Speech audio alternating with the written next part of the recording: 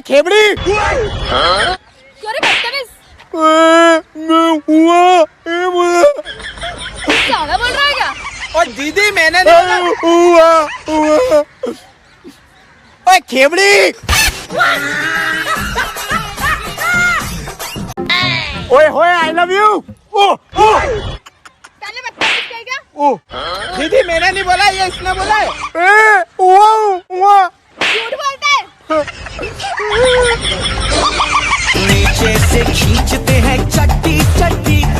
क्या मार खिलवा रहा आएगा? ओ दीदी दीदी वो उसी ने बोला था। एक्सक्यूज मी, ये इधर चाय की दुकान का है यहाँ पर? चाय की दुकान यहाँ से सीधे जाना, शायद। ए दूर हट नहीं तो भाटा मार दूंगा। हट। अरे तू इधर है क्या? अरे मैडम ये मेरे भाई है, भूलने की बीमारी है इसको।